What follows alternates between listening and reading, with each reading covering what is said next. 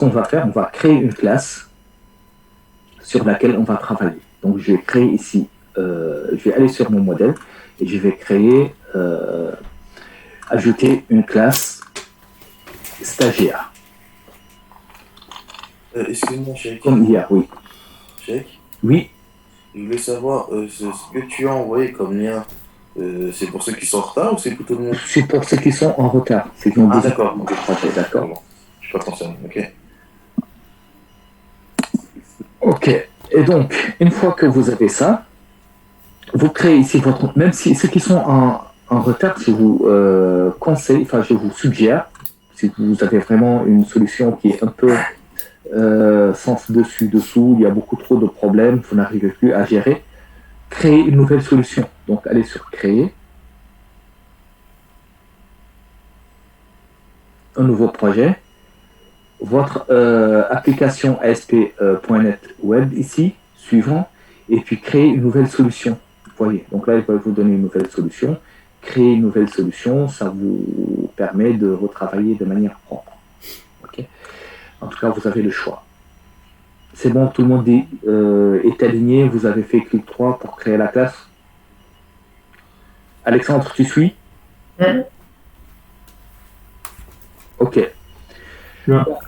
C'est bon, Alexandre, tu suis ou tu ne suis pas? Oui, je suis. Ok, très bien. Donc ici, vous faites clic 3 sur le modèle et vous créez votre classe stagiaire. Ensuite, vous faites ajouter. Donc là, Attends. Et dans application 2 modèle. Application comment? Application 2 modèle. Oui. Moi, c'est peut-être mieux que j'utilise un nouveau projet. Pourquoi c'est mieux? Je sais pas. Ajouter. Pourquoi tu dis que c'est mieux? Non, tu n'as pas besoin. Dossier. Okay. Fais comme je fais. Ok, donc je crée un API framework. Non, tu ne crées pas d'API framework. Tu continues avec ton application de modèle. D'accord. Laisse l'API framework. Oublie ça, d'accord? Ok. Tu essaies, là, tu nous retardes, d'accord? Modèle, donc stagiaire. Ouais. Fais attention, hein, s'il te plaît. Fais attention. Essaie de suivre et puis on est assez en retard comme ça. Donc, on crée ici une deuxième propriété, propre ici.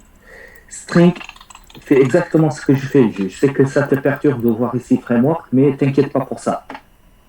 D'accord. Modèle, c'est C Sharp, stagiaire.cs. Oui. Ça prend où? C'est comme d'hab, hein, sur modèle, tu mets stagiaire. Ça, tu es perturbé par ça, je sens. Donc, tu viens ici, tu fais ajouter, Oui, classe, ça fait voilà. Tu l'appelles stagiaire.cs, tu fais ajouter et tu fais ça. Ok. Et j'ai fait ajouter quoi? Classe? Oui. C'est allé vite, hein. Comme d'hab, C'est allé vite. Oui, mais c'est parce qu'au moment où je te pose la question, tu ne réponds pas à temps, puis je... Stagiaire.cs. Oui, ok.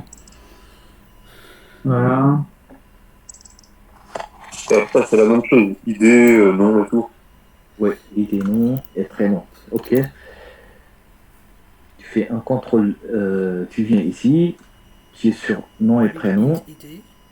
C'est bon. Ensuite, tu fais un contrôle D ici. Et puis, nous avons un prénom. Et à la fin, un troisième contrôle D. Et ici, une adresse mail. Voici votre modèle. Si vous n'avez pas ça, je vous l'envoie. Même si normalement, moi je pense que vous allez prendre beaucoup plus de temps à faire du copier-coller qu'à le réécrire. Ça, on a fait 1000 fois ça. Ouais, ça on a fait pas mal de fois normalement. Si. Ok, c'est bon pour tout le monde. Une fois que vous avez votre modèle, on va créer notre Entity Framework qui va mapper notre base de données. Ok, c'est bon, tu y es? Ouais, public in string ID, string nom, string prénom, string mail. Ok, très bien. Ensuite, vous allez sur Ajouter nouvel élément. Vous allez sur ado.net, ici. Et modèle ici, je vais l'appeler. Alors, ici, les appellations vont changer un tout petit peu. Vous vous souvenez, on avait l'habitude de l'appeler entities,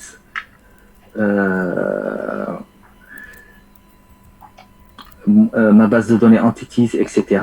Là, on change un tout petit peu, disons, de vocabulaire. C'est juste un élément de langage, mais ça mérite d'être respecté. On va l'appeler application data context. D'accord? En fait, c'est le nouveau nom qu'on donne à votre conteneur d'entité lorsque vous utilisez des web API. Ok, excusez-moi pour une minute.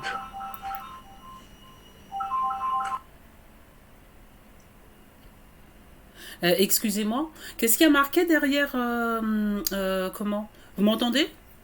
Ouais, on t'entend. Ouais, non, c'est juste que je vois pas ce qu'il y a marqué parce qu'il y a les Ah. string, c'est non, c'est C'est name ID. après. Ouais, en fait, c'est ID, nom, Ça, prénom, ID, mail. nom, prénom et name.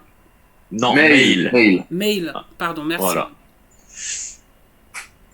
Mais aussi, là, on serait pas à ajouter application data context.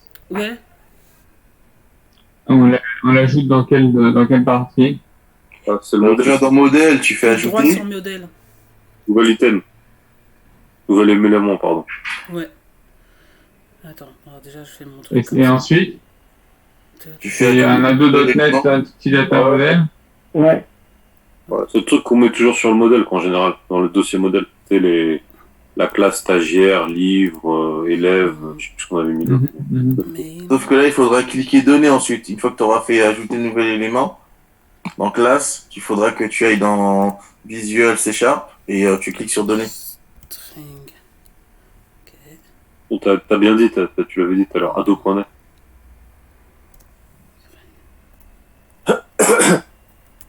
Ado.net. String. C'est le entity model, entity data. Je vais mettre des lunettes sinon je vois rien. Ok. Donc alors, ok, CTRL S, ensuite CTRL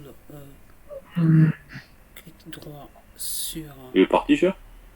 ajouter Bon. un nouvel élément. Après, moi, je comprends un peu pourquoi il accélère. Hein. C'est des trucs qu'on fait pratiquement tout le temps, là, depuis le début de la formation. Data, Ouais, ça, on a fait 1000 fois.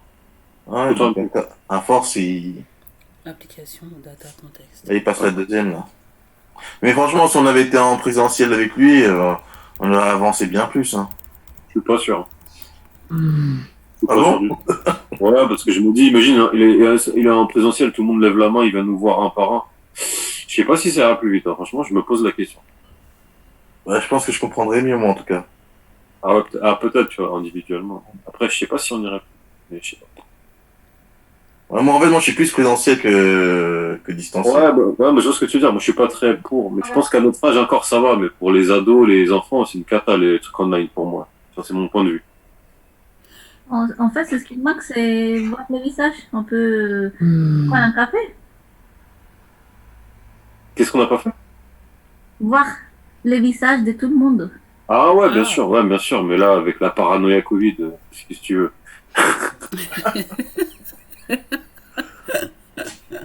Non, donc après, moi, je sais pas pour vous, mais moi, de base, je suis pas casanier du tout, de base. Donc, c'est vrai que je vous dis que faire travailler à la maison, pour moi, c'est pas possible. Hein. Ah, on est tous bons là, sinon tout le monde est au même niveau?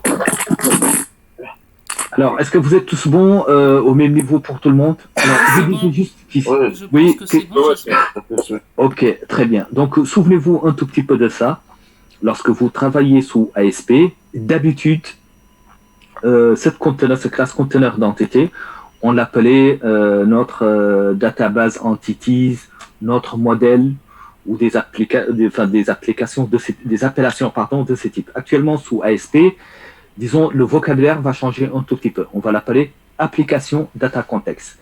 Après, vous n'êtes pas obligé de l'utiliser. C'est pas une obligation, mais c'est juste un terme qui désigne désormais votre conteneur d'entité. Et donc, ce sera mieux d'utiliser cette appellation-là. Une sorte de convention, quoi. Ouais, c'est une sorte de convention. Si vous parlez d'application data context, pardon, les développeurs qui sont autour de vous vont vous comprendre, vont savoir de quoi vous parlez. D'accord. Alors, je fais ajouter. C'est un ado.NET que tu as ajouté. Ouais, ado.NET, oui. Mhm. Ensuite, ici, désormais, on va utiliser une approche code first. Donc, Database First, vous l'avez déjà vu, vous savez que vous avez un designer qui vous permet de faire des choses. Donc, désormais, disons, l'approche qu'on va utiliser, c'est le code first, modèle vide code first. Alors, faites attention parce que ça aussi, ce sont des choses qui vont bouger un peu. C'est bien de retenir ça. Donc, ici, notre chaîne de lit. Alors, je vous explique, ça, c'est votre application data context. Anciennement, on l'appelait notre base de données entities. Elle hérite de la classe dbContext. D'accord? Elle appelle ici le constructeur de base, donc le constructeur de cette classe. Et quand elle appelle le constructeur de la classe, elle lui passe ici un string, name égal. Ce string, c'est lui qui va faire la liaison avec votre base de données. Autrement dit, il se trouve dans le fichier webconfig. Voilà. Donc, lorsque vous venez dans webconfig. Excusez-moi, Cheikh, je suis vraiment désolé. Là, j'ai fait mon clic droit pour ajouter data context et tout. Et en fait, lorsque j'ajoute, je choisis donc évidemment code first. Et ensuite, il me demande de choisir une connexion de données. Donc, je crois que c'est en lien avec le fait que j'ai pas terminé le projet d'hier et que du coup, j'ai pas de base de données disponible. Est-ce que c'est bien ça? Non, ça va voir. Ah, ok. Bon. Alors, pourquoi il me demande quelle connexion de données? Montre-moi ce que tu as. D'accord. Ah, peut-être le SQL alors, ouais, peut-être. Ah, peut-être qu'il faut que il fallait peut-être allumer le SQL. Non, pas spécialement. Là, okay. On n'a rien fait, donc. Allez, hop. Voilà, j'ai ça.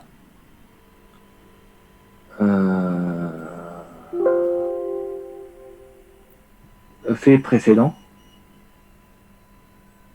Ouais, c'est pas. Il faut. Tu as pris à partir d'une base de données, donc il faut juste le modèle first vide, le troisième. Ah, ok. Ouais, c'est pas. Ok, d'accord. Ouais. Merci. Et tu fais terminer. Ok. Merci, désolé. Pas de problème. Ok, je vais partager. Alors, donc, je reprends. Donc ici, vous avez votre application data context. Disons que c'est votre conteneur d'entité. C'est le nouveau nom de votre conteneur d'entité. Ensuite, lui, il hérite de la classe dbContext. Alors tout ça, il faut essayer vraiment de le retenir ou bien de comprendre ce que c'est, parce qu'après, lorsqu'on va passer au niveau corps, vous n'avez plus ces informations. Vous allez taper à l'aveugle, d'accord? Donc vous n'avez plus cette aide contextuelle donc qui vous assiste, disons, dans votre développement. Ensuite, le constructeur de notre classe conteneur d'entité va appeler sa superclasse dbContext et va lui passer ici un string. Ce string, c'est lui qui va nous servir à faire la liaison avec la base de données. Cette liaison avec la base de données va se trouver ici. Donc, je vais trouver ici application dbContext qui pointe vers ça. Initial catalogue ici, etc. Ma base de données. D'accord? Donc ça, vous êtes autonome là-dessus. Vous le modifiez, vous faites comme vous voulez. Moi, je ne le touche plus. Si vous voulez, vous pouvez le modifier. De toute façon, moi, pour ma part, je la laisse comme ça. OK? Ensuite, je reviens ici à ma classe.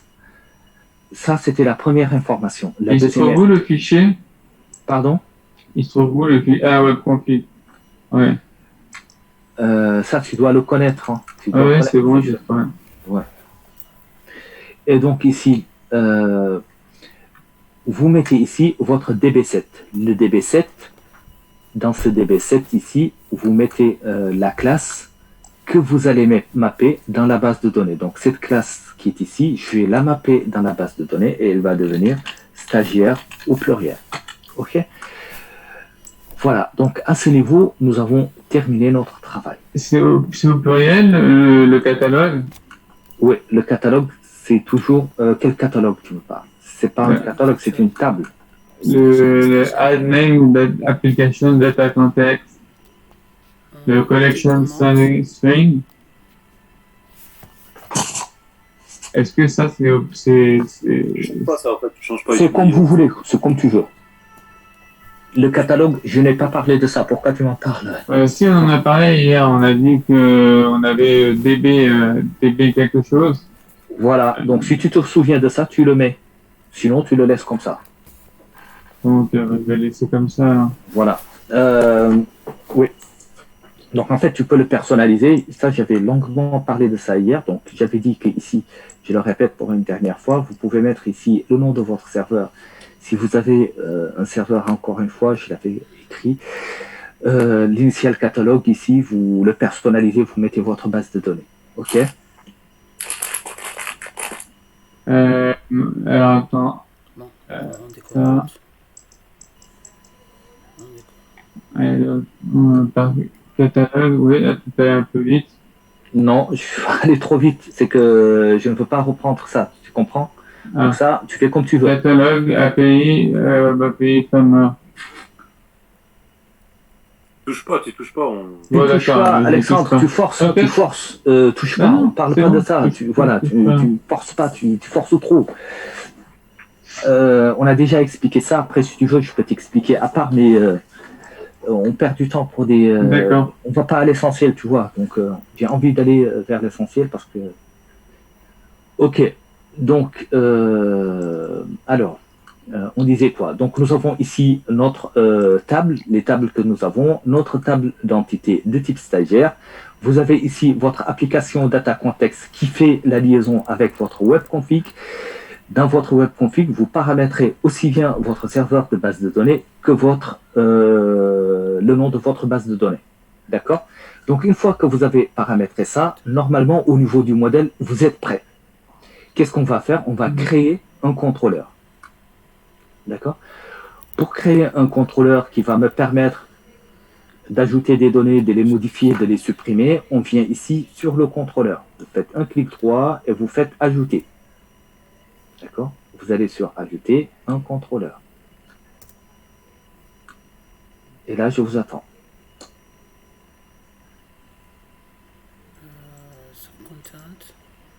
Excuse-moi, Sheikh, c'est bien dans le 4. Alors, j'ai pas trouvé en fait. T'as pas trouvé le contrôleur? C'est juste en dessous de... Ouais, c'est juste en dessous de... Je comprends pas. De content. Ah non, c'est bon, excuse-moi. Désolé, c'est bon, j'ai trouvé. Excusez-moi, juste une étape ici que j'ai oublié. Je clique dans le contrôleur après, c'est ça? Alors, attends, juste avant ça, vous faites un build. Alors, à chaque fois que vous ajoutez votre data context, votre entity framework, vous faites toujours un build. D'accord? Donc ça, c'est une règle. Vous faites un build. Normalement, vous faites un build assez poussé, c'est-à-dire soit vous régénérez, soit vous nettoyez et vous générez. D'accord? Donc ça vous permet... Quand tu dis nettoyer, c'est quoi exactement? J'ai l'habitude de faire le build ou rebuild. Et nettoyer, c'est quoi en fait? Alors, le rebuild, c'est un nettoyage plus un build. Ah ouais, donc si je rebuild, c'est comme si j'ai fait clean et... Voilà, c'est comme si tu le fais, mais il le fait... Enfin, là, on utilise le contrôle MVC5. Non, tu fais un build. Tu fais juste un build. D'accord? Donc, tu régénères ton projet pour qu'il trouve tous les liens plus tard. Oui, mais là, on touche sur le contrôleur MVC5, comme tu viens de me montrer. Pas encore. Donc, une fois que tu as fait le build, on y arrive. Donc, vous allez sur le contrôleur. Oui. Et puis, vous faites clic droit, vous ajoutez un nouveau contrôleur. OK? Lequel le contrôleur MVC5? J'y arrive, Alexandre. Ne te presse pas. On dirait que... T'inquiète pas. On y arrive, étape par étape, doucement. D'accord? Alors, une fois que vous avez décidé d'ajouter un nouveau contrôleur, vous allez sur les Web API. Mais je n'ai pas. Souvenez-vous, avec ASP, on peut faire beaucoup de choses. Donc, il y avait listé. Donc, on peut faire des contrôleurs MVC. Mais nous, ce qui nous intéresse, c'est un Web API. D'accord? Une fois que vous avez ça, on va choisir l'API vide, d'accord, qui va nous permettre de faire notre TP tranquillement. Ok. Je vous attends. Bah, API 2, hein, vide. Hein. Oui, API 2, modèle vide. Contrôle web API 2, feed.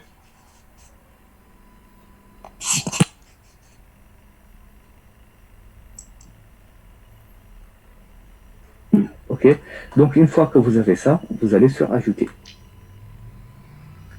Alors, votre contrôle API 2, souvenez-vous, je vous avais, lorsque je vous présentais les contrôleurs, je vous avais dit que le contrôleur est toujours post-fixé par le mot-clé contrôleur. Donc, vous avez toujours sur le bout sur une partie du nom qui contient le mot-clé contrôleur. D'accord? Le contrôleur porte toujours le nom de la classe au pluriel. Stagiaires. Bon, ça, c'est une bonne pratique. Enfin, c'est pas une bonne pratique, c'est une sorte de convention. Donc, le mot contrôleur stagiaire se met au pluriel et juste après, je mets le mot-clé contrôleur. Ce qui permet de savoir qu'il s'agit d'un contrôleur. Une fois que vous avez ça,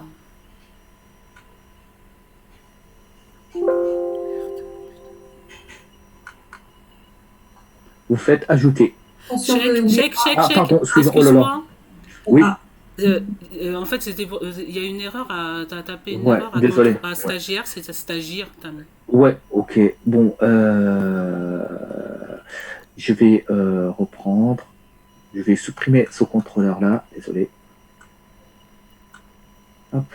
Donc, je viens ici, j'ajoute un nouveau contrôleur Web API vide que je vais appeler ici stagiaires.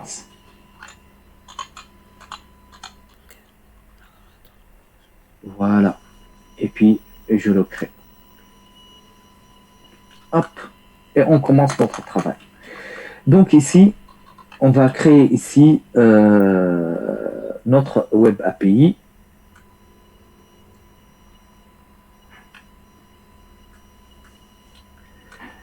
On va créer des Web API qui vont nous permettre de faire les actions suivantes. Ajouter un stagiaire comme hier, à peu près la même chose.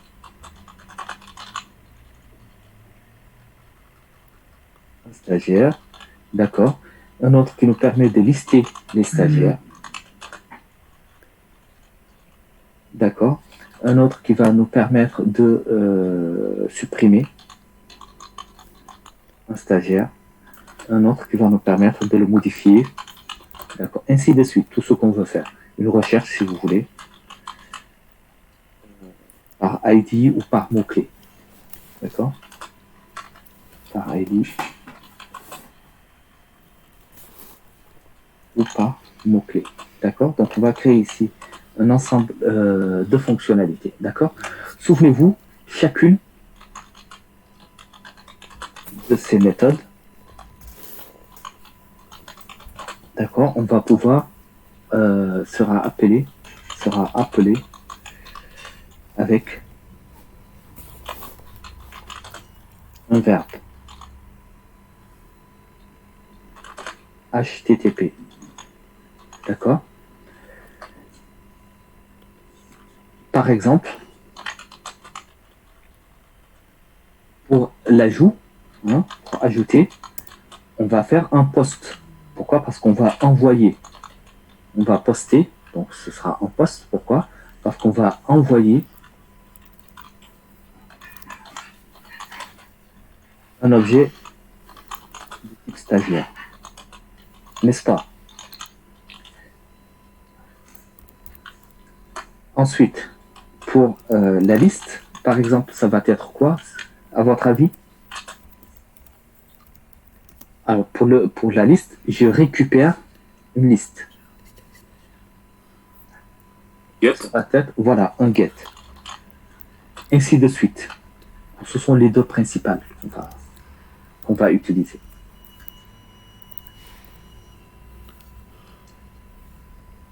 Et monsieur? Oui. Juste une petite question. Les données, elles seront stockées où là du coup c'est en C'est local? Oui, c'est une base de données. Pour moi, c'est local. Pour vous, je Ça vous dépend invite. ce qu'on met dans Voilà, le ça dépend de config. ce que vous allez mettre dans votre web config. D'accord, ok. D'accord. Ok. Et donc, pour cela, il faut que on va instancier notre DB.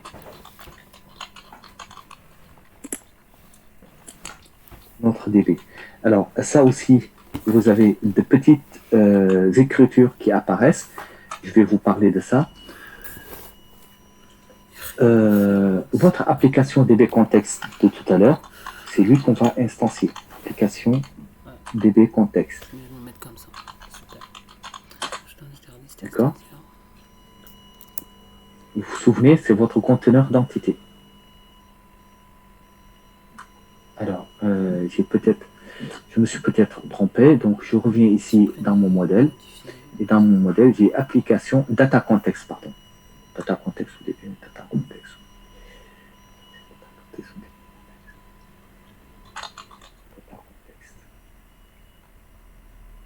C'est le nom de la classe, hein. Ouais, c'est le nom de la classe. Donc, je fais un using ici pour pouvoir l'utiliser. OK? Alors, souvenez-vous que cette variable, en fait, c'est une variable de classe. Je vais la mettre ici en private. Le nom, je mets ici le nom de la variable. Nous, jusqu'à présent, on mettait quoi? DB égale new. Application DB context ici. Par contre, check pour dire que je la trouve pas. Je trouve pas, moi.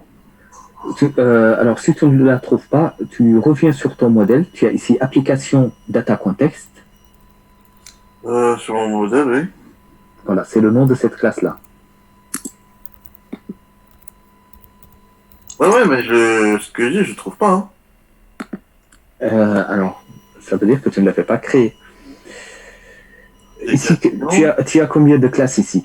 Une classe ou deux classes? Où ça, exactement? Sur le modèle. Sur le modèle... Excusez-moi, parce qu'il faut que... Voilà. Sur le modèle, j'ai exactement... Merde. Désolé. Non, prends ton temps. Hein, J'en ai deux seulement. J'ai stagiaire et application data context. Voilà, donc c'est application data context. La même écriture que tu dois utiliser ici. Oui, justement, c'est ce que je te dis, c'est que je trouve pas. Pas using? Ah, c'est peut-être le problème de using, ça? Bah, de toute façon, vu que t'es pas dans le même dossier, faut que t'aies besoin d'un using pour le récupérer. Ok, non, parce que je l'ai pas l'using là pour le coup là. Tu as pas using? Non. Il te le propose pas avec l'ampoule là? J'ai pas using qui me. Non mais si, je vais regarder là, je vais taper tout de suite. Mais je veux dire, j'avais pas le. Ouais, using, ouais. De toute façon, Ouais, c'est bon, il est merci. C'est bon? Ok, très bien. Merci. Alors, donc, une fois que pour tout le monde, on est bon pour tous? Ouais. Ok, très bien. Donc ici, on était habitué à l'appeler DB. D'accord. Donc ça, c'était la convention de nommage qu'on avait jusqu'à présent. Donc on avait dit que pour les variables d'instance ici, on les mettait en camel case, d'accord, et que pour les propriétés, quand elles sont publiques, on les met en majuscule. Ici, ça va changer. Donc, on ne va plus utiliser généralement donc une nouvelle convention. On n'utilise plus vraiment le mot DB, mais on utilise le mot contexte. D'accord? Donc ça, c'est ce que vous pouvez trouver. La deuxième chose, on assiste aussi ici à un retour vers l'ancienne notation. C'est-à-dire ce DB ici, qui est une variable de classe. Généralement, vous allez trouver des développeurs qui vont le plus souvent la noter comme ça. OK? Ou bien noter votre variable de contexte de cette manière. Ce que je veux dire, c'est que ce sont des conventions, ne soyez pas choqués si vous trouvez ça. Ça marche? C'est clair pour tout le monde? Et contexte ou petit tiret DB. Voilà, donc soit contexte, soit petit tiret contexte, donc c'est assez fréquent, soit petit tiret DB. D'accord? Voilà. Oui. private, pourquoi on l'ajoute? D'habitude, on ne l'ajoutait pas avant, non? Alors, c'est mieux de l'ajouter. Oui, mais, non, mais c'était juste pour être. Ouais. Non, d'habitude, si on ne l'ajoutait pas, il fallait le faire quand même. Donc, si elle n'est pas par défaut, elle est interne et C# n'a pas un comportement, disons, n'a pas un comportement assez clair sur la portée par défaut. Vous voyez, la portée par défaut, on n'a pas. Ce qui est sûr, c'est que c'est pas public, mais on ne sait pas s'il est interne, s'il a une visibilité au niveau du package ou au niveau du projet. Parfois, ça peut changer un tout petit peu. Donc, de préférence, c'est une variable privée. Et elle est toujours privée. Donc, le DB contexte, en effet, il est toujours privé. Donc, si on ne l'avait pas mis, c'est que. Et donc, il faut le mettre même dans les autres, pas forcément. Ouais, dans les autres, ouais. Okay. Tant que c'est pas public, mieux vaut mettre privé. Ok, merci. Sauf si on veut mettre un protected. Je ne sais pas si vous vous souvenez du protected. Oui. Pour les sous-classes. Donc, si c'est pas protected, c'est pas privé, c'est pas public, ne le laissez pas par défaut. Préciser, c'est mieux. Ok. Allez, donc on a bien compris ici ces différents types de nommages. Maintenant, on va passer au travail qui nous amène ici. Donc ici aussi, avec les API, cette ressource, elle est autogénérée. C'est-à-dire, je n'ai plus besoin ici de faire iDisposable. Donc ça aussi, c'est une petite nouveauté. Vous savez qu'avant, on mettait ici iDisposable. Vous voyez, là, il me propose même plus d'implémenter l'interface. Parce que, implicitement, cette ressource, elle est autogérée. Vous voyez ce que je veux dire? Donc, dès que vous ne l'utilisez pas, lui, il va faire un close de la ressource. C'est bon? Je vous note ça quand même, que vous... Pas nécessaire. C'est bon, on se comprend tous, vous comprenez bien ce que je vous dis. Si vous ne comprenez pas des choses, c'est vraiment le moment, parce que là, on commence à faire des virages sur d'autres choses. Donc, pas nécessaire de faire le iDisposable. Alors, souvenez-vous, le iDisposable, on le faisait pour gérer l'auto-fermeture de la ressource, la libération de la ressource. Donc, maintenant, ce n'est plus la peine de le faire. Donc, d'ailleurs, lorsque vous mettez ici iDisposable, lui ne vous propose même plus, disons, l'interface. Ok, donc, une fois que ça est clair... Juste, tu dis pas nécessaire, excuse-moi de couper, pas nécessaire de faire le iDisposable, c'est quand on mettait par exemple db.dispose, c'est ça par exemple? Voilà, aussi donc on mettait db.dispose, et dans ce dispose, on libérait la ressource. Donc c'était une manière de gérer la ressource. Ouais, voilà, donc lui, avec les versions ASP.NET Framework et le .NET Core, vous n'avez plus besoin de ça. D'accord? Donc la ressource... Même sur le corps, on ne fait pas ça. Ouais, vous le faites. Bon, avec le corps, ça va être un peu plus particulier, parce que là, vous voyez, j'instancie ici un objet de type DB. Avec la version corps, je vais utiliser l'injection de dépendance. D'accord?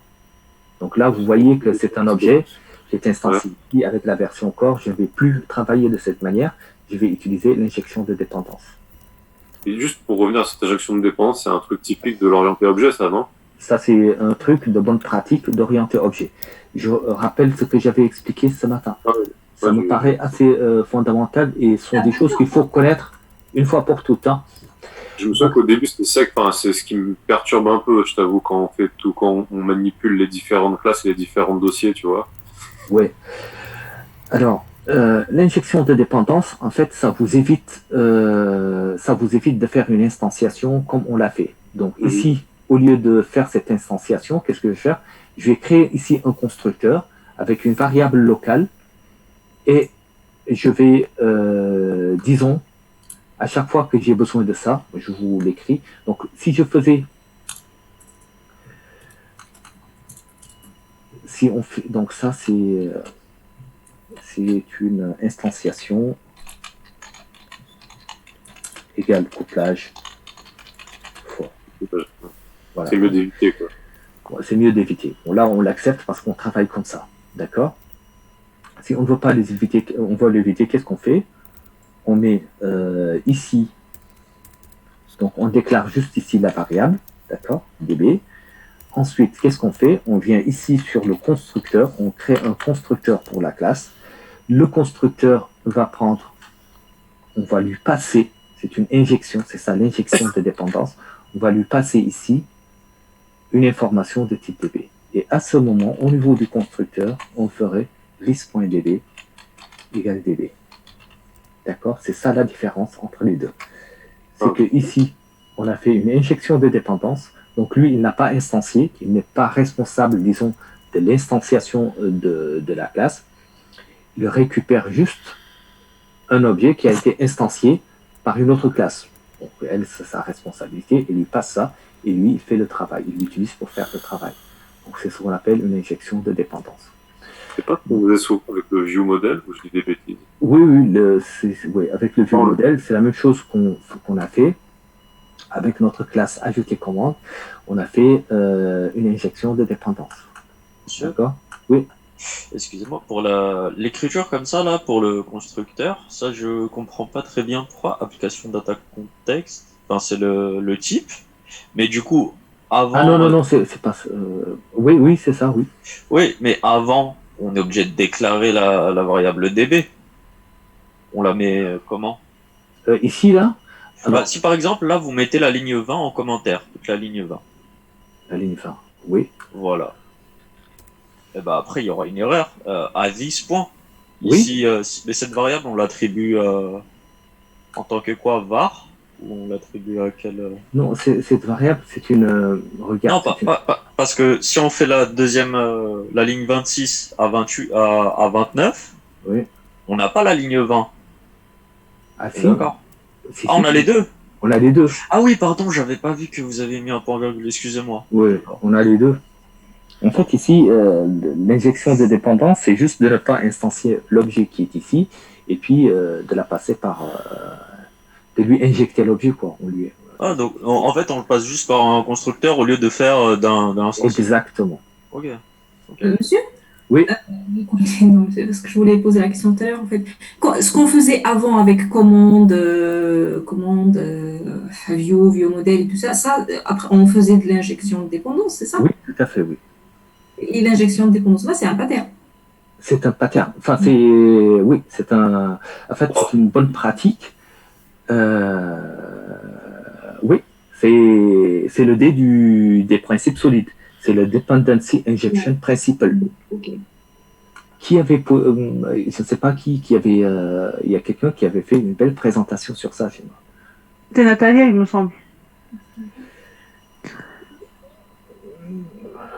Il y avait quelqu'un qui avait fait une belle présentation, il avait parlé de tout ça. C'était toi, Ibrahima, oui. Donc tu avais parlé bien des notifications avec l'observeur, donc au lieu, avec les events ou les délégués, et tu avais dit que la deuxième manière de faire communiquer des classes, c'était d'utiliser cette injection de dépendance. D'accord? Donc notez-la, je pense que cette fois-ci, vous l'avez bien compris, et on va pouvoir avancer. CTRL-K, CTRL-C. D'accord? Et je le fais sous ASP.NET Framework. Pour le moment, on fait ça.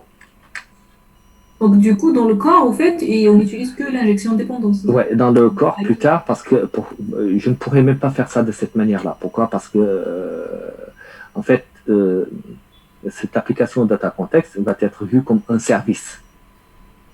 D'accord?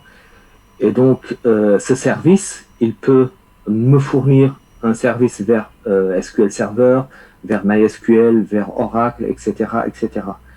Et donc ça, je ne peux pas le décider ici au niveau de mon contrôleur. Il faut que je le décide au niveau de la classe Startup qui appelle tout ça. Et donc c'est la classe Startup qui va décider que je vais utiliser MySQL, SQL Server ou autre. Et elle va me passer après, ici, le contexte en paramètres. D'accord? Donc je n'aurai pas à le faire ici. Bon, ici, je le fais parce que je travaille avec du SQL Server. Ça, c'est ma connection string.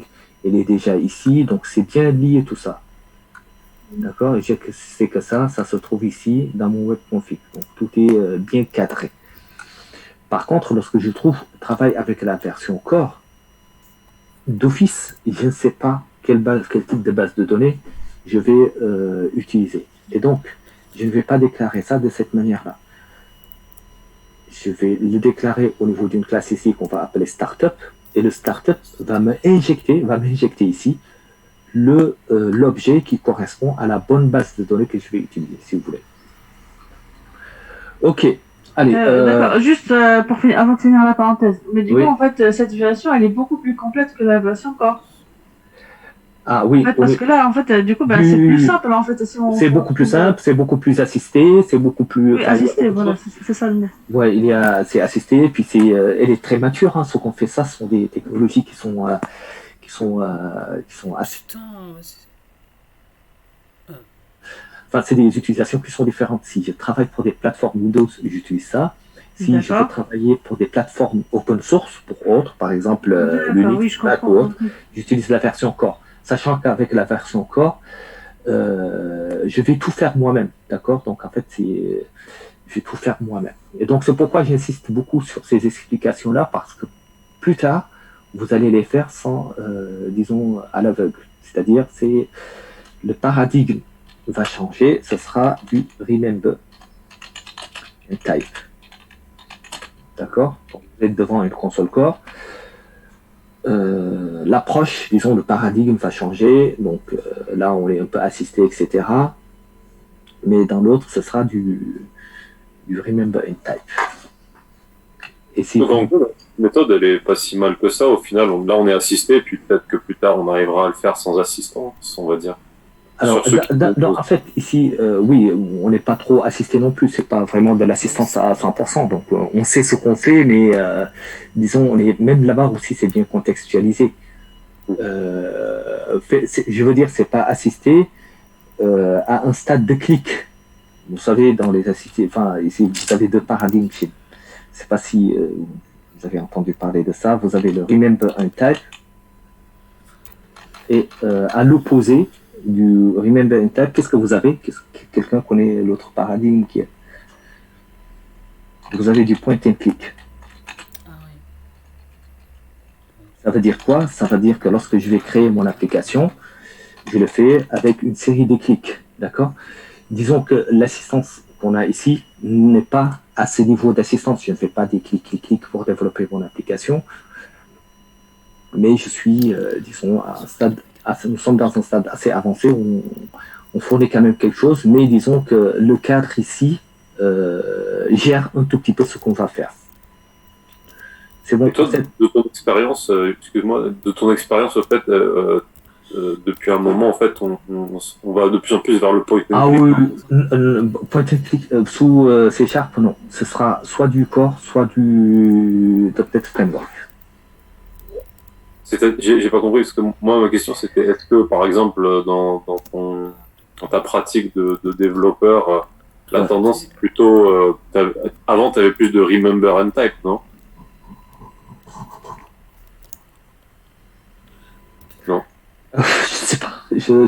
Alors, je sais non, juste ton expérience personnelle, peut-être plus. Oui, mon expérience personnelle, j'ai le point and click. Le seul moment où je l'ai fait, c'était sous Access.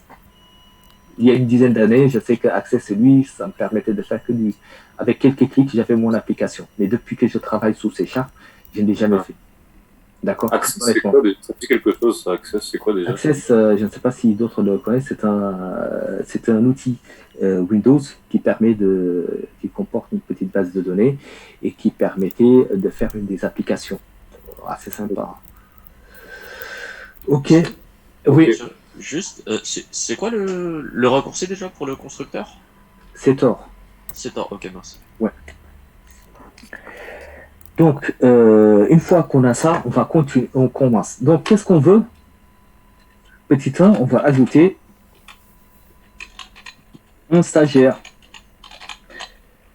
Pour ajouter un stagiaire, qu'est-ce qu'on va faire? On va faire un public. On peut lui faire ici un int, un booléen, comme vous voulez. Ajouter ou ajout. D'accord? Donc, le faire par l'infinitif. Et puis, vous lui dites que je veux ajouter un stagiaire, petit stagiaire, et vous commencez ici. D'accord? Et ce stagiaire, qu'est-ce que vous allez faire? Vous allez faire un db.add stagiaire point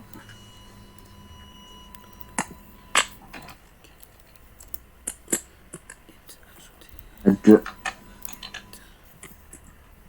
stagiaire. Et puis qu'est-ce que vous allez faire? Return db.save changes. Ok. Alors, si vous avez fait, c'est type bs point.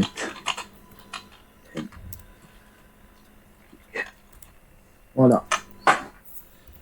Si ça vous intéresse, vous pouvez essayer de voir un peu plus par rapport à ça. Finalement, on garde DB, on ne change pas. On avait... Oui, moi ça ne me dérange pas. Vous pouvez mettre le DB ou le petit underscore DB. Si vous voulez, on va se conformer quand même à ça. Je mets ici un petit underscore de votre DB.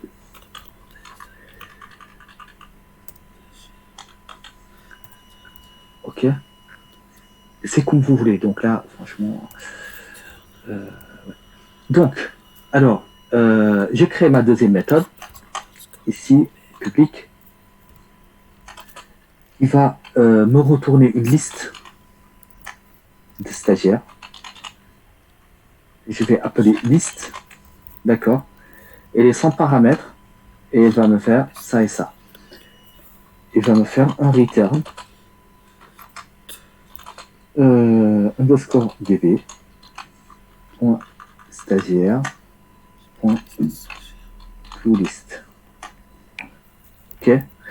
Voilà. Alors, ça aussi, on va essayer, ça c'est une classe, n'est-ce pas? Donc, stagiaire, c'est une classe, parce que je m'approche ici, je vois que c'est une classe. Et on avait dit qu'on va essayer de dépendre des abstractions.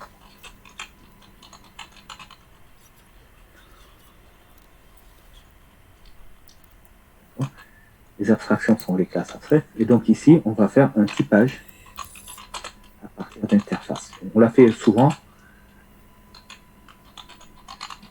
Et donc, pour être le plus générique possible, on va utiliser ici l'interface I énumérable.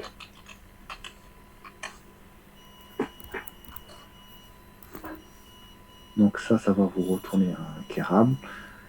Ensuite, ok. Alors, ici, nos méthodes sont bonnes. Qu'est-ce qu'on va faire? Pour décider, celui-là, il va être en post, n'est-ce pas? Et celui-là, il va être en get. Donc ça, ce sera du post. Celui-là va être du get. Alors, pour lui dire que ça, c'est du post, on va faire quelque chose de très simple. On va juste le décorer ici avec du HTTP post. Je peux bien copier ça, c'est dans le chat, cher. Le quoi? Copier là, ces quelques lignes sur le chat. HTTP get. Alors, je vous ça avec les commentaires. Elles sont obligatoires, les post get? Oui, si vous ne le faites pas, il ne saura pas. D'accord, donc la seule manière de lui dire que ce web service il est en get ou en post, donc ça c'est quelque chose que je vais envoyer ici pour mettre à jour, et ça c'est quelque chose que je vais récupérer, c'est de les décorer.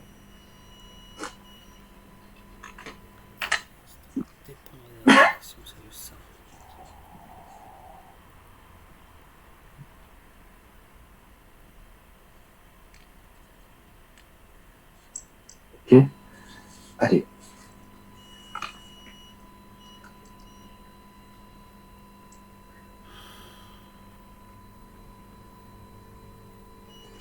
Alors, pour les récupérer, ce get qui est ici, qu'est-ce que je dois faire? Je dois avoir mon site, d'accord? Ensuite, je dois ajouter un slash, comme vous l'avez vu tout à l'heure. Souvenez-vous, tout à l'heure, c'était API values, c'était API values. Donc là, on va avoir API, le nom de mon contrôleur, Mon contrôleur, il s'appelle stagiaire. Je copie-colle ici, c'est stagiaire au pluriel. Je mets tout en singulier, même si c'est pas sensible à la case.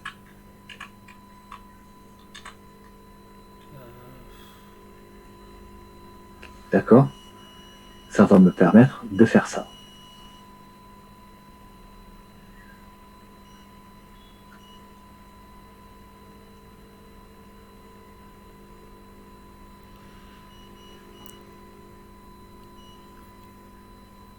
Cheikh, excuse-moi.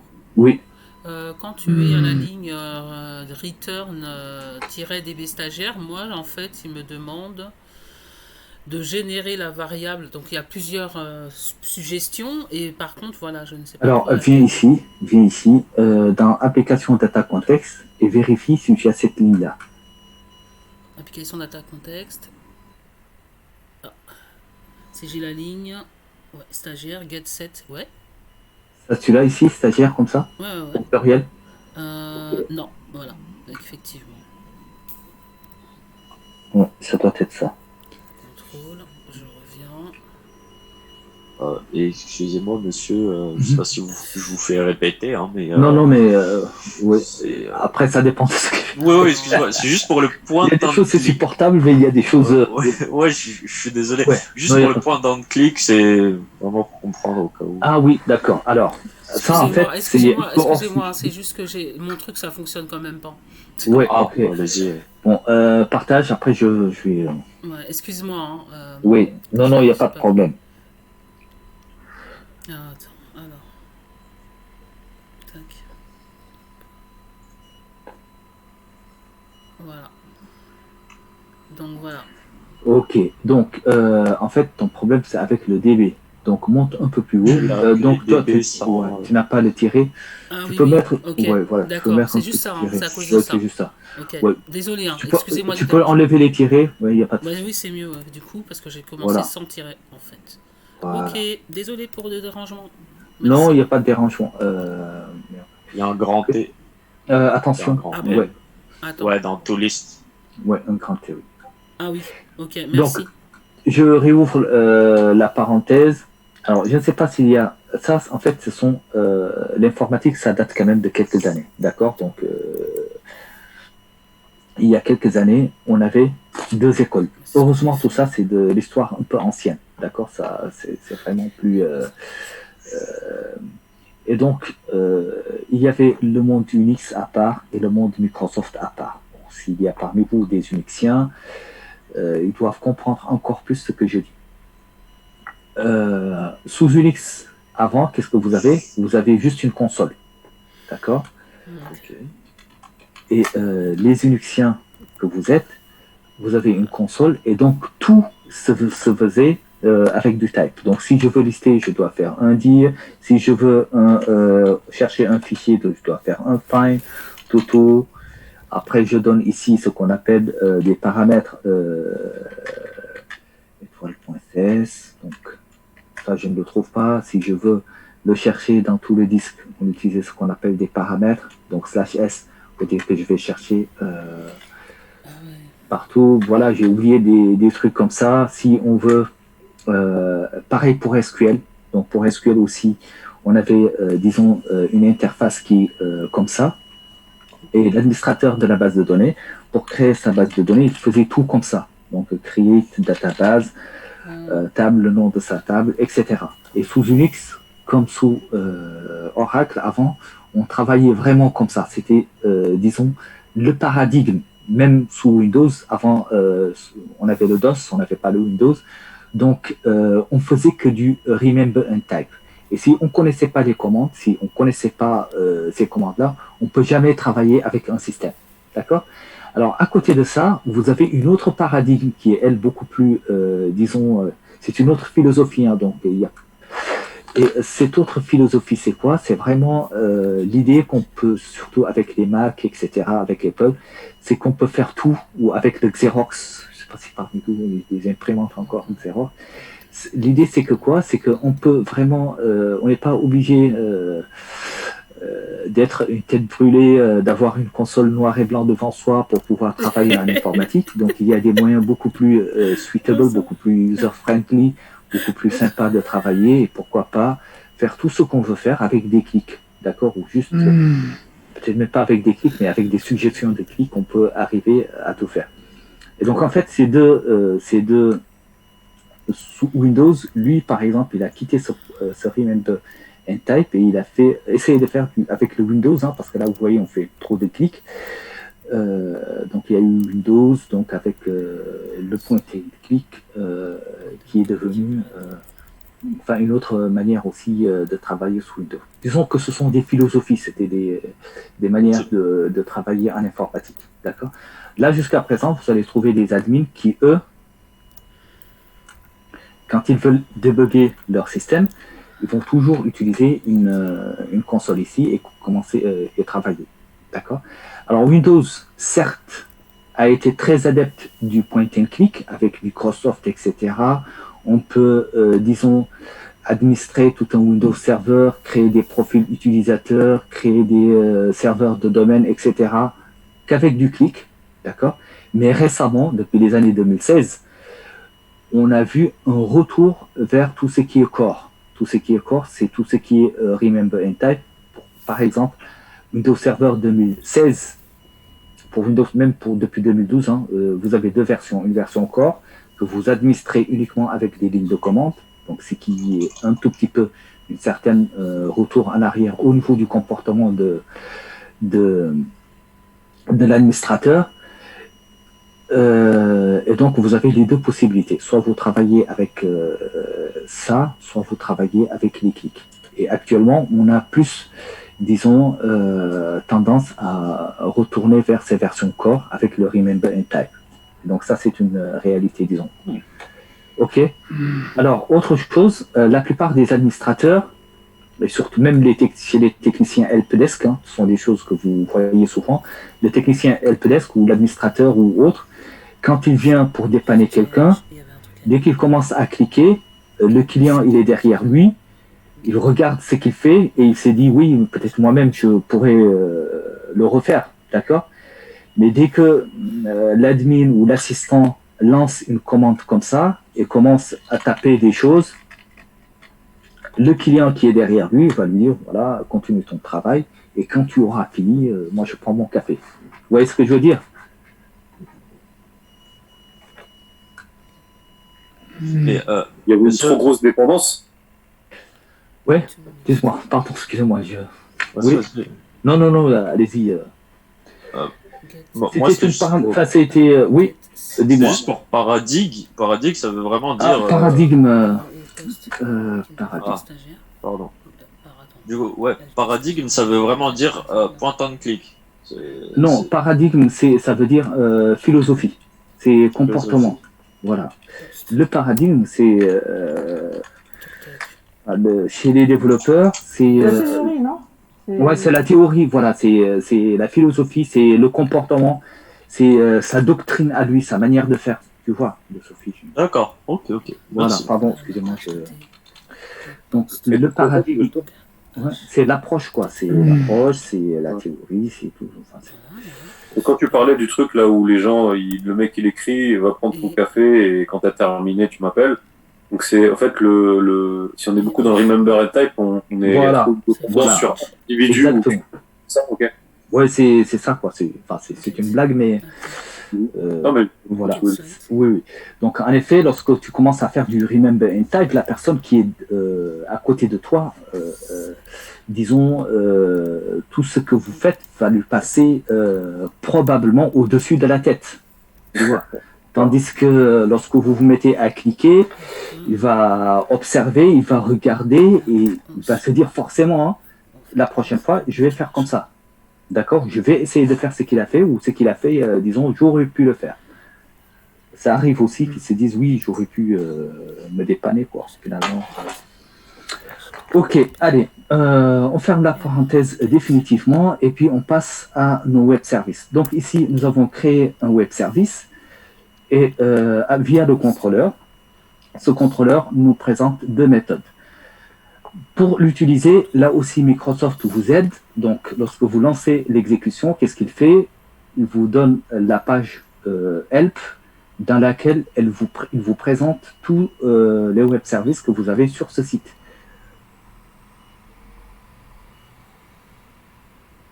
Comment t'as ouvert? T'as exécuté là? Ouais, j'ai juste exécuté.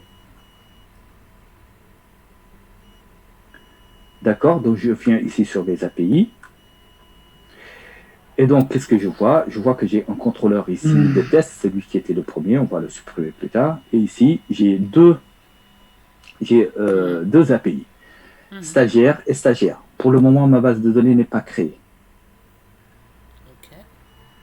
OK. Donc, si je veux utiliser ce poste par exemple, je dois informer ces informations, un ID, un nom, un prénom, un mail. Je dois envoyer l'information sous un format JSON. D'accord? Et donc, je vais faire ça. Alors, avant de le faire, je vais faire une petite modification parce que je ne veux pas trop me prendre. Je vais arrêter l'exécution et je reviens sur mon web config. D'accord? Au niveau de l'initial catalogue, au lieu d'avoir ce nom à rallonge, qu'est-ce que je vais mettre? Je vais mettre un petit nom que je peux gérer. Donc, j'efface jusqu'à la point virgule et je vais ici DB stagiaire API. Juste ça. Ça, on l'a trouvé où? Dans le web config. C'est le truc que tu voulais changer tout à l'heure. Ouais, mais c'est ça, ouais, c'est pour ça que je dis ça. C'est pas Web Application 2? Moi, j'ai Web Application 2. Ouais, Web Application 2, oui. OK? Allez. Ça, si vous voulez, vous pouvez le changer. Pour le changer, vous savez comment faire. Vous allez sur votre Management Studio et puis vous le changez. Moi, je ne vais pas le changer. Alors, quoique, ce sera mieux. Donc moi, j'ai laissé Web Application 2 cher. Ouais, tu peux le laisser. Après, J'ai pas mis modèle pour application data context. Ouais, tu peux le laisser. Ah d'accord, ouais, je m'en occupe pas. Non, ça n'ennuie pas. Ce que juste moi, je vais vous présenter des choses très simples à voir, c'est pourquoi je... OK. Bon, après le TP, si tu veux, on va le modifier. Donc, je viens ici. J'ai exécuté... Là, je retourne sur mes API. Et j'ai ici le get pour le stagiaire. Donc, je sais que... Donc là, il est exécuté. Ensuite, qu'est-ce que je fais? Je retourne sur mon client.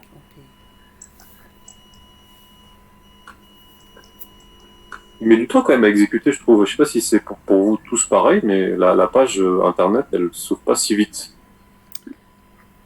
Pareil, en fait, elle prend un petit peu plus que prof. Ouais. Elle prend plus que 30 secondes chez moi, j'ai l'impression. OK. Après, ça dépend de ta machine. Hein. Ah, j'ai une bonne machine. Hein. Ah ouais? Ouais. OK. Moi, Mais bon, c'est bon, on est là. Ouais. OK. Donc, ici, pour appeler cette commande, donc ici, j'ai deux... Excuse-moi de t'interrompre. C'est juste pour que, voilà, je ne vais pas me tromper par rapport en bas, dans le config. Je voulais juste revoir comment tu as écrit.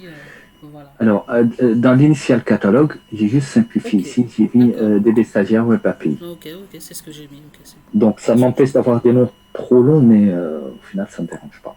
Ok.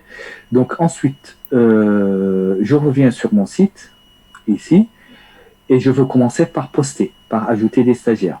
Excuse-moi de t'embêter là, cher, parce que moi, je suis allé sur API, et sur API, je suis censé voir quoi? Parce que j'ai pas vu le API stagiaire, moi. Sur API, non, si tu vas sur API, normalement, tu vas voir les stagiaires en bas, tout en bas. Regarde. Pardon, je reviens ici sur API. Est-ce qu'il fallait que je change quelque chose au niveau du arc? Alors, pour le moment, je suis sur l'exécution ici. Ok, bah j'ai pas ça. En fait, j'ai toujours mes values, mais j'ai pas mon stagiaire. Tu n'as pas stagiaire? Non, j'ai pas stagiaire. Je l'avais tout à l'heure. Alors, ça, c'est un peu plus embêtant. Ah, ton modèle, tac, tac. Tout m'a l'air pas mal. Et... On partage 2 minutes. Voilà, merci. Il veut pas se réduire et tout, c'est quoi, c'est-à-dire Tu vois mon écran? Oui. Donc, ouais, il faut exécuter. Tu n'exécutes pas. Alors, je l'ai réexécute encore une fois parce que je l'ai stoppé. Parce que tu l'as stoppé, d'accord. Okay. Pareil, moi aussi.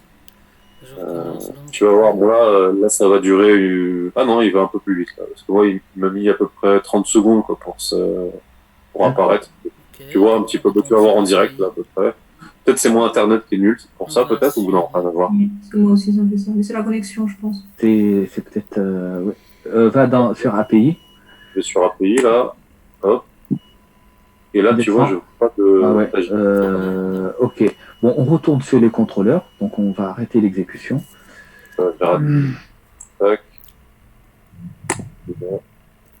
Hop. Ok. Attends, laisse le contrôle, bien entendu. Alors. Argument out of range exception. Ouais, je sais pas si c'est ça. Oh, je ne sais pas si ça pose un problème.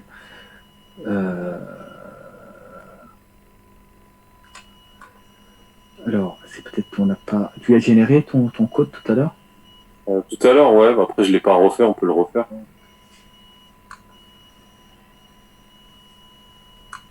Open log file.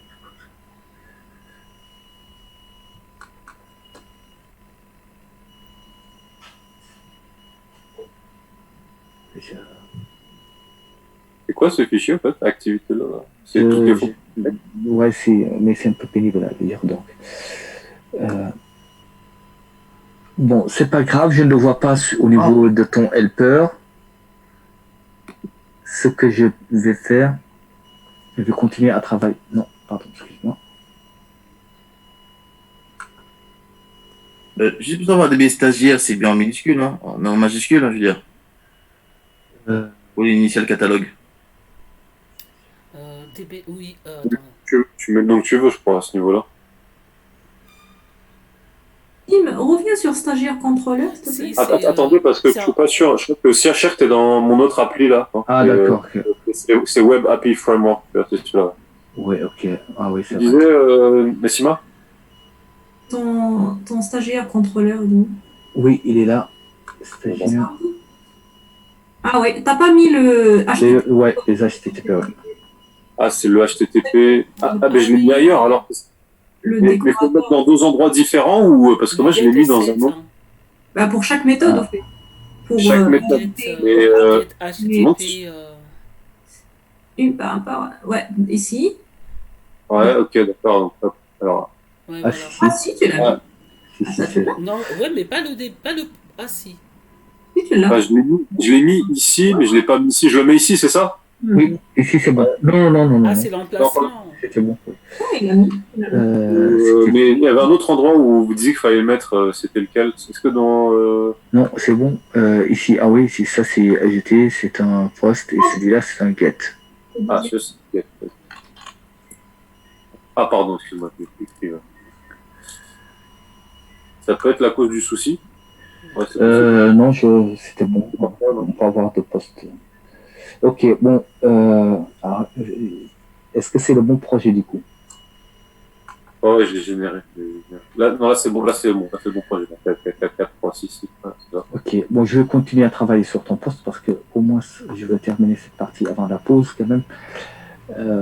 Donc, si je vais ici, oui, ça apparaît. C'était vraiment bon, ça alors. Ouais. C'était le poste au fait, ok. Ouais. Donc, je reprends le partage. Ok, je te stoppe le truc, hein, c'est ça? Oui. Bah, merci beaucoup. Je t'en prie. Hop, c'est bon. Ok.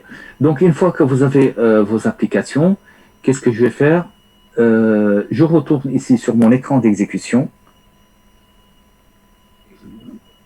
Écran d'exécution, il est ici. Donc, je viens ici sur cette tête qui va un peu me guider, disons.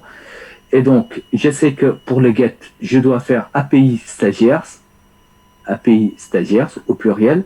Ensuite, je reclique ici et je dois lui passer une information de ce type-là.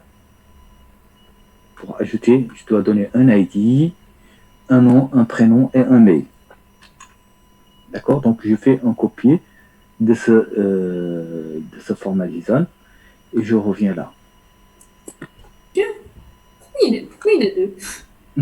Pourquoi il est deux fois, en fait? Ouais, je sais pas, Microsoft. Ouais, c'est juste pour dire que lorsque j'ai plusieurs informations, peut-être.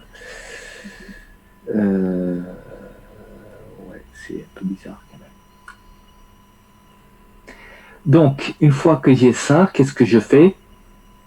La méthode API stagiaire, elle est en poste. Donc, je dois envoyer quelque chose sur ma base de données. D'accord? Je dois l'envoyer au format JSON.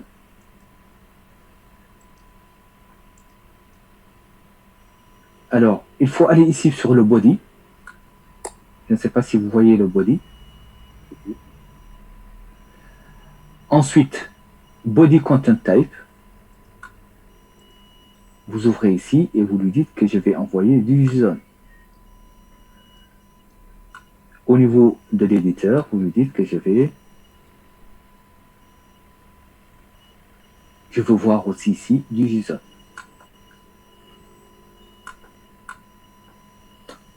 Je ne vois pas le body. Hein. Je vois pas le body. Je vois le header, authorization. En fait, je le voyais avant sur les autres liens, mais sur ce lien-là, je ne le vois pas. Juste à côté. Et du coup, après, il faut mettre à gauche les paramètres et après à droite les values. C'est ça? Okay, Étant donné que c'est un poste. C'est un poste, oui. Attends, je ne suis pas ce que tu me dis. Donc je ne sais pas. Bah, la ligne aider les personnes en difficulté après. Oui. Oui, moi aussi, en fait, c'est comme les autres. Après, j'ai le code en type HTML. Ou HTML.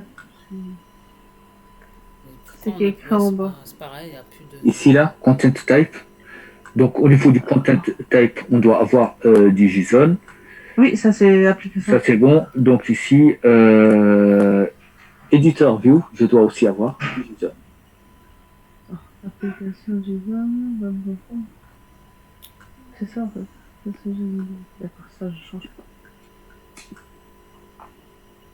Non, c'est un poste. Ah, j'ai trouvé. Qu'est-ce qu'il faut faire? Forcément, c'est un poste. Ok, j'ai. Alors, je préfère utiliser le poste de certains, l'un d'entre vous parce que. En fait, il fallait mettre méthode post pour trouver le body. Ouais. Oui, moi aussi, il fallait mettre le poste.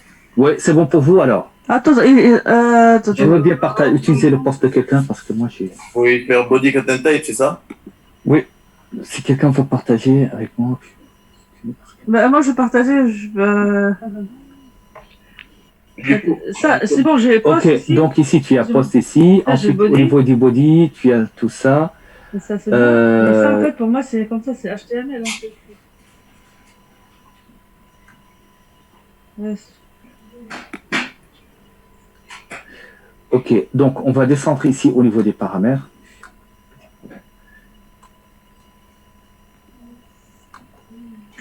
Voilà, donc au niveau des paramètres ici, hop, je descends ici, on va donner ici les paramètres. C'est API stagiaire.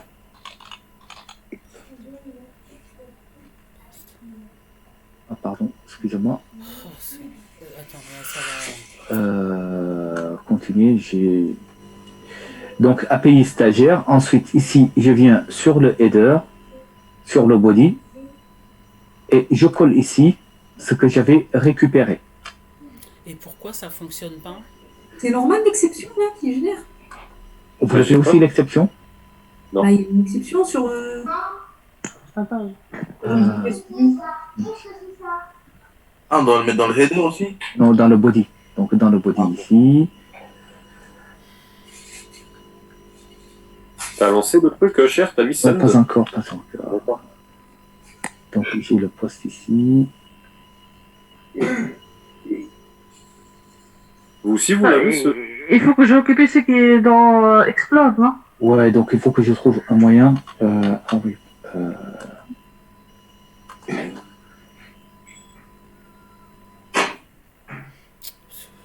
mais ça colle pas, moi, simplement.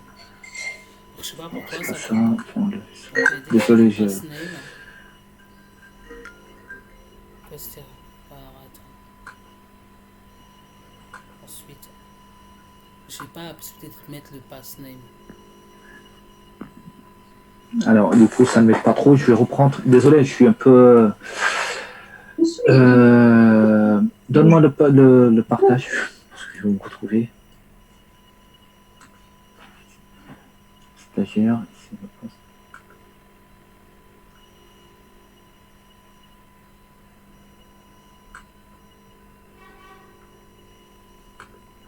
Ah, donne-moi 2 secondes. Je ne vais pas tâtonner. Non, non. Alors, ici, j'ai ça, j'ai ça.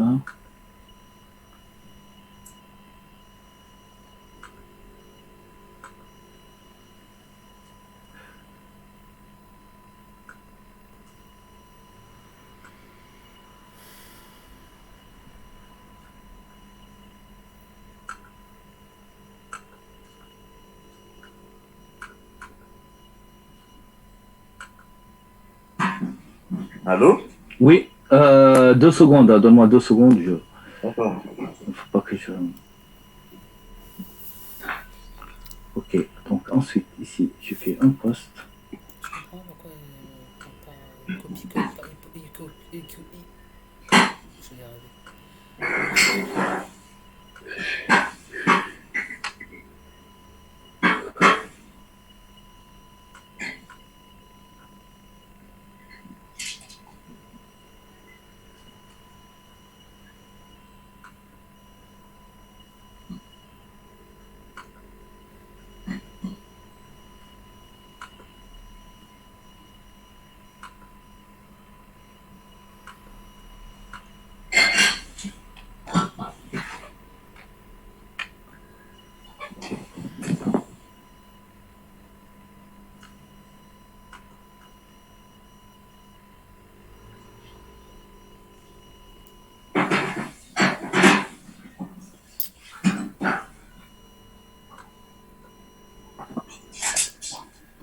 On est obligé d'un raccourcir, ça fonctionne pas avec la suite.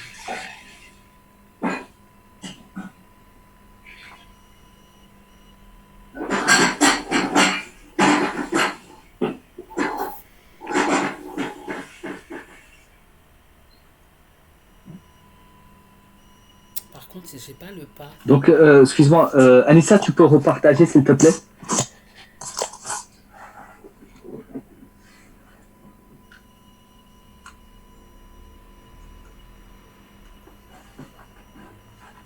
Je ne sais pas si tu m'entends ou pas. Si, oui. Oui, tu as partagé? Ok. Oui. Alors, donc.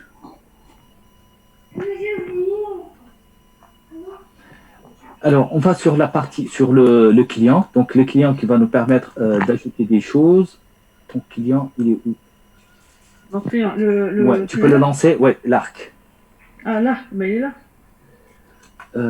Alors, je ne vois pas. C'est ça, l'arc. Alors, je ne vois pas, hein, je ne sais pas, tu... Ah, attendez, excuse-moi. Je vais partager tout l'écran 1. Mais je comprends pas, t'avais pas dit que c'était dans le body qu'il fallait faire le changement? Bon, alors, on va le faire petit à petit. Vous le voyez, ensemble? Non, je ne vois pas. Par contre, je pense que nous, on le voit. Hein. Moi, je le vois. En tout cas. Ah, tu le vois? Attends, je vais rafraîchir. Ah, pardon, excuse-moi, c'était mon application que je voyais. Ok, donc ici, nous avons, on va essayer de faire un petit post. Donc, donne-moi, ici, je vais demander le contrôle. D'accord. Pas de problème. Et je prends ici un get. Voilà, donc ici, je fais une petite demande.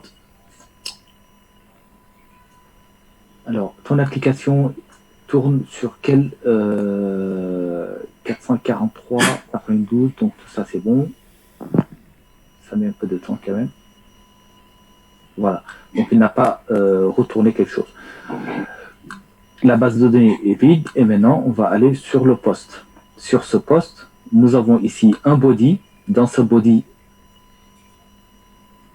c'est ça que j'arrive pas à voir ici.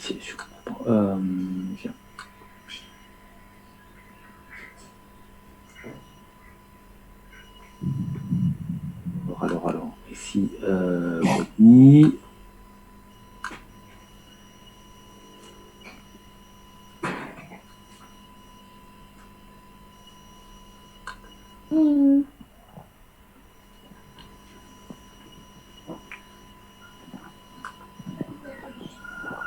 Alors, au niveau du body, j'ai ça, normalement tout va bien.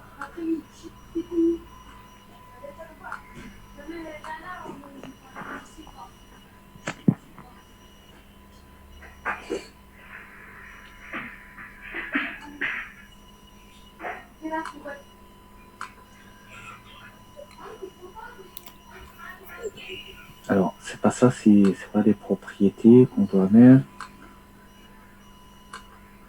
Voilà, pardon, excusez-moi. Désolé, hein, j'ai un peu des pertes de mémoire. Donc ici, en fait, il faut que l'application soit de type JSON et il faut sélectionner ici un row type. D'accord, un row input. Ensuite, ce que tu peux faire, Anissa, tu peux sélectionner ça. Enfin, tu fais un CTRL-C. On revient ici, voilà, on le colle à partir de, on remplace. On supprime tout et on remplace. Voilà, donc tu peux lancer ta première requête. Donc ici, le nom, non, là-bas, il faut le lancer dans Send, tout en haut. Ah, d'accord. Mais j'ai pas de path. Voilà, C'est donc fait. là, non, c'est fait, donc normalement, il va te répondre. Donc, il va créer la base de données. Input. Alors, on va agrandir, disons. Ouais, c'est bon. Je pense que c'est bon. Ensuite, qu'est-ce qu'on va faire? On va ajouter un deuxième. Donc ça, je vais changer ici. Je vais mettre ici 3. 3 partout. Je vais mettre ici 3. Donc on va envoyer faire un deuxième ajout.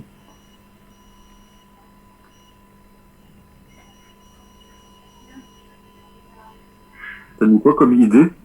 Bon, l'idée, c'est pas grave. Donc, même si on met quelque chose qui n'est pas bon, c'est pas grave. Donc, lui, il va mettre automatiquement une idée. Je vais mettre ici le 4. 4. Et un 4. Voilà. Donc là, il a un peu cliqué. Je ne sais pas si vous avez vu ou pas. Ça veut dire qu'il a inséré ça. Ensuite, je mets ici un 5. Vous arrivez les autres à envoyer des requêtes sur votre serveur ou pas? Je fais ce que tu fais, mais j'ai pas encore vu ça. J'ai pas encore regardé. J'ai pas la possibilité d'indiquer le chemin. J'ai pas la rubrique path qui apparaît. Il faut déplier celui-là. Attends. Donc, une fois qu'on a ajouté, on revient sur le get, on fait un send, et normalement là, il vous donne tout ce que vous avez ajouté. Ok, donc on a ajouté tout ça. Ah oui. Donc ensuite, je vais faire une dernière manip avant de partir en pause. Donc je vais arrêter l'application. Ok, c'est bon. Web config ici. Donc ta base de données, c'est appelé ça. Donc qu'est-ce que tu peux faire? Tu peux aller sur ton Management Studio.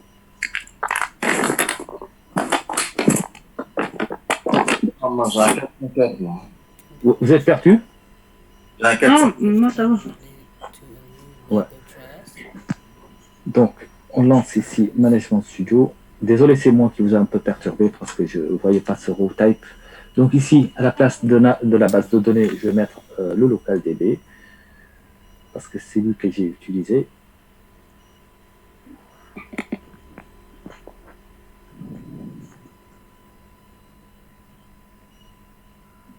Il me semble que j'ai oublié une parenthèse. Il manque une parenthèse, oui. Là. Ouais. Hop. Je te laisse faire. Oui.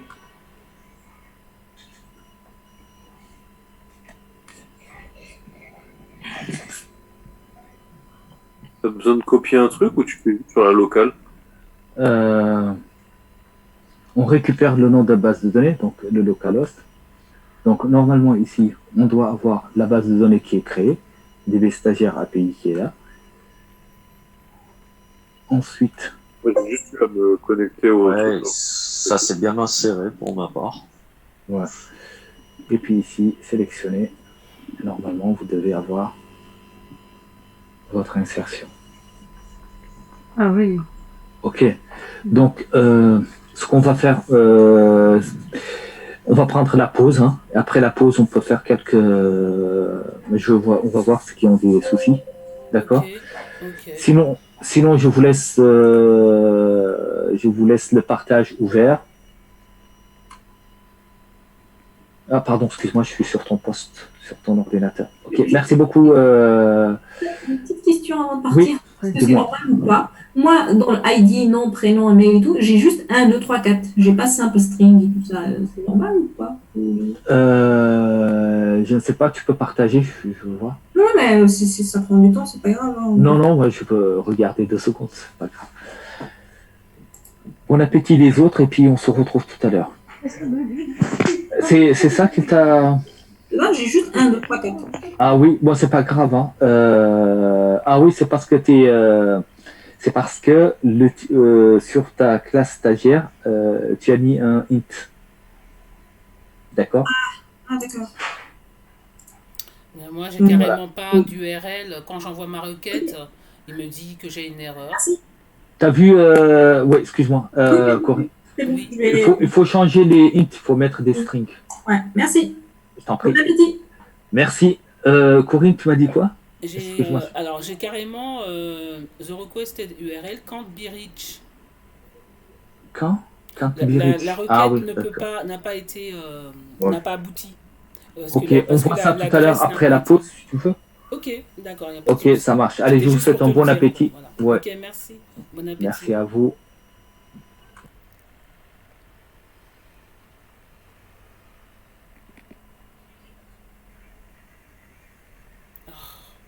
Je voulais avancer, je n'ai pas pensé comme ça.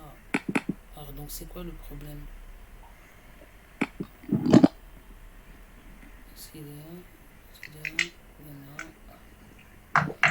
Ok, parce que je pense, enfin...